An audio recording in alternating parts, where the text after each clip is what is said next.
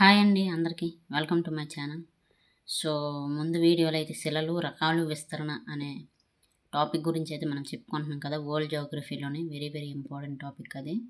So అది ముఖ్యంగా APSC అలాగే ఇతర కాంపిటేటివ్ ఎగ్జామ్స్కి అయితే ఎంతో ఇంపార్టెంట్ అయింది.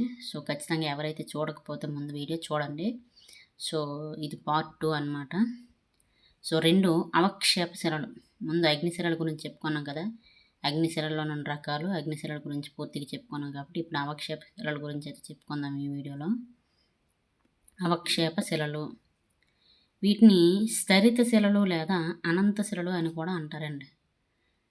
వీటిని స్థరిత శిలలు మరియు అనంత శిలలు అని కూడా అంటారు. సో అవక్షేప శిలలు భూమిపైన పనిచేయు బాహ్య ప్రక్రియల వలన పూర్వశిలల నుండి అయితే ఇవి ఏర్పడతాయి. ఈ అవక్షేప శిలలు అనేవి ఏర్పడతాయి అన్నమాట. సో ఇవి ఏర్పడడానికి అయితే ముఖ్యంగా 3 భూస్వరూప ప్రక్రియలు అయితే తోడ్పడతాయి. ఈ అవక్షేప శిలలు ఏర్పడడానికి 3 భూస్వరూప ప్రక్రియలు అయితే తోడ్పడతాయి. అవేంటి? 1 శైథిల్యం, 2 క్రమక్షయం, 3 నిక్షేపణం. ఓకేనా? ఏంటవి? శైథిల్యం, క్రమక్షయం, నిక్షేపణం. సో భూ ఉపరితలంలో ఉన్న మొత్తం శిలలో 75% అండి. 75% భూపటలంలో కేవలం 5% మాత్రమే అవక్షేప శిలలు అయితే ఆక్రమించి ఉన్నాయన్నమాట. భూ ఉపరితలంలో ఉన్న మొత్తం శిలల్లో 75%, తర్వాత భూపటలంలో కేవలం 5% మాత్రమే ఈ అవక్షేప శిలలు అనేవి ఆక్రమించి ఉన్నాయి. ఉదాహరణ అవి ఏంటి? ఇసుకరాయి, గ్రిట్టు, కాంగ్లోమెరేట్స్, సున్నపు రాయి, సేలు, సిల్టు, బొగ్గు, ముడి చమురు, sodium chloride, zinc sulphate, dolomite మొదలుగునవన్నమాట. నెక్స్ట్ వీటి లక్షణాలు ఏంటో తెలుసుకుందాం. వీటి లక్షణాలు ఎలా ఉంటాయో ఏంటో తెలుసుకుందాం. అయితే ఇవి అగ్నిశిలల కంటే తక్కువ కఠినంగా అయితే ఉంటాయండి.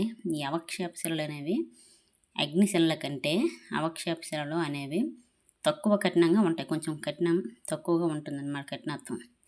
ఇవి పొరలు పొరలుగా ఉంటాయి అన్నమాట. ఈ అవక్షేప శిలలు అనేవి పొరలు పొరలుగా ఉంటాయి. వీటిలో శిలాజాలు అనేవి ఉంటాయండి. ఈ అవక్షేప శిలలు శిలాజాలు ఉంటాయి అన్నమాట. సో ఈ శిలాజాల సహాయంతో ఈ శిలలు అయితే ఎప్పుడు ఏర్పడ్డాయో తెలుసుకోవచ్చండి.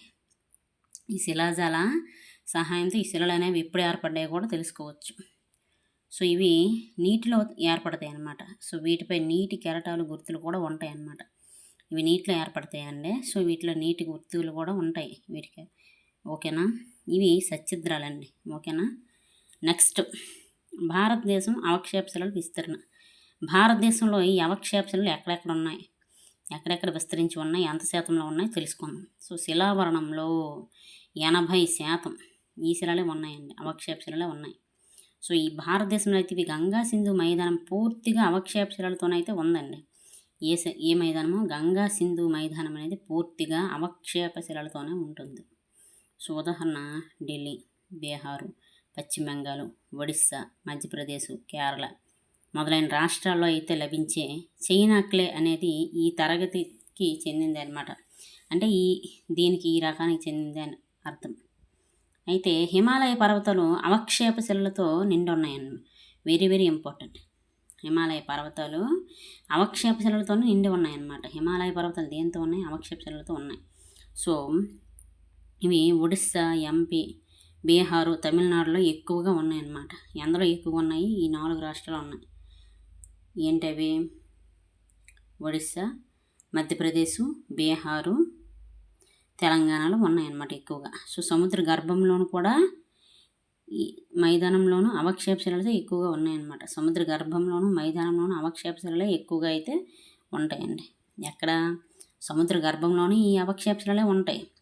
అలాగే మైదానంలోని ఈ అవక్షేప శిలలు ఎక్కువగా ఉంటాయి అన్నమాట. అర్థమవుతుందా?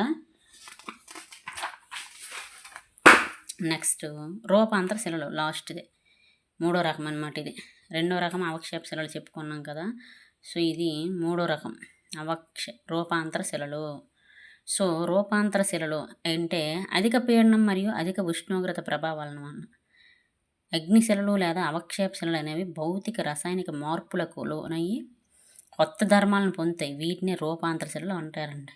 ఏమంటారు? రూపాంతర శిలలు అంటారు. సో మాతృ శిలల్లో వాటి నుండి ఏర్పడే రూపాంతర శిలలు ఏంటో తెలుసుకుందాం. సో ఫస్ట్ గ్రానైట్ శిల అండి. గ్రానైట్ శిలలో ఏ రకానికి చెందినవి? అగ్నిశిల రకానికి. సో ఈ రూపాంతరం చెందిన తర్వాత ఏర్పడే శిల ఏంటి? నీస్ అనమాట. ఓకేనా. నెక్స్ట్ ఇసుక రాయి అనమాట. రకం ఏంటి? అవక్షేప శిల. క్వార్టజైటు ఏర్పడుతుంది అనమాట. సున్నపు రాయి అవక్షేప శిల, పాలరాయి ఏర్పడుతుంది. సేలు అవక్షేప శిల, పలకరాయి, స్లేట్ ఏర్పడుతుంది. నేలబొగ్గు అవక్షేప శిల, గ్రాఫైటు, ఆంథ్రసైట్ ఏర్పడతాయి అన్నమాట. జంబాలం అవక్షేప శిల, సిస్టు, స్లేట్ ఏర్పడతాయి అన్నమాట. అలాగే గ్రాఫైట్ రూపాంతర శిల, సో వజ్రం ఏర్పడుతుంది అనమాట. సో స్లేట్ రూపాంతర శిల, ఫిల్లెట్ ఏర్పడుతుంది అనమాట. So very very important. వీటి నుంచి బిట్ వచ్చే అవకాశాలు అనేవి ఎక్కువగా ఉంటాయి. ఓకేనా. సో వెరీ వెరీ ఇంపార్టెంట్, గుర్తుపెట్టుకోండి. 1-4 సార్లు చదివితే ఖచ్చితంగా గుర్తుంటాయి. నెక్స్ట్ రూపాంతర శిలల లక్షణాలు ఏంటో తెలుసుకుందాం. ఇవి చాలా కఠినంగా అయితే ఉంటాయండి. వీటిలో అతుకులు పగుళ్ళు అయితే ఎక్కువగా ఉంటాయి. ఈ శిలల్లో పెద్ద పెద్ద పరిమాణంలో ఉన్న స్ఫటికాలు ఒకదానిపై ఒకటి సమాంతరంగా ఉంటాయి. సో ఈ అమరికను ఏమంటారంటే సదలత అంటారు. ఏమంటారు? సదలత అంటారు. సో ఈ రూపాంతర శిలలు విస్తరణ ఎక్కడున్నాయి ఏంటని తెలుసుకుందాం. సో ఈ శిలలు ఆదిమ యుగానికి చెందిన ప్రదేశాల్లో అయితే ఉంటాయండి. సో ద్వీపకల్ప ప్రాంతంలో అయితే ఎక్కువగా ఉంటాయి అన్నమాట. సో ముఖ్యంగా తూర్పు కనుమల మేకల్లో అయితే ఉన్నాయి విస్తరించి. సో నీసు సిస్టు శిలలు అసోము, పశ్చిమ బెంగాల్, బీహారు, ఒడిస్సా, మధ్యప్రదేశ్, రాజస్థాన్లో అయితే ఎక్కువగా ఉన్నాయి. ఓకేనా. సో ఇదండి ఈరోజు శిలలు అనే టాపిక్ అనమాట. ఓకేనా. ఈరోజుతో శిలలు, రకాలు, విస్తరణ అనే టాపిక్ అయితే ఈ వీడియోతో కంప్లీట్ అయిపోయిందండి. మనం కంప్లీట్ చేసేసుకున్నాం. ఇది వెరీ వెరీ ఇంపార్టెంట్ టాపిక్. ప్రతి కాంపిటేటివ్ ఎగ్జామ్స్కి ఇది ఇంపార్టెంట్ అనమాట. ముఖ్యంగా ఏపీపీఎస్సి, ఓకేనా, తర్వాత ఎస్ఎస్సి, తర్వాత రైల్వే, ఇటువంటి దేనికైనా జాగ్రఫీ అనే పరంగా ఇదైతే వెరీ ఇంపార్టెంట్ టాపిక్. సో నేను దీన్ని అయితే కంప్లీట్ చేస్తానండి. ఎవరైతే ముందు వీడియో చూడలేదు ఆ వీడియో చూడండి, ఆ వీడియో చూసాక ఈ వీడియో చూడండి. సో ఈరోజు ఈ వీడియోతో ఈ టాపిక్ అనేది కంప్లీట్ అయిపోయింది. శిలలు, రకాలు, విస్తరణ అనేది. ఓకేనా. వీడియో కనుక నచ్చితే ఖచ్చితంగా లైక్ చేయండి. లైక్ చేసి షేర్ చేసి నన్ను సబ్స్క్రైబ్ చేయండి. సో సపోర్ట్ చేయండి. థ్యాంక్ యూ సో మచ్ ఇంతవరకు వీడియో చూసినందుకు.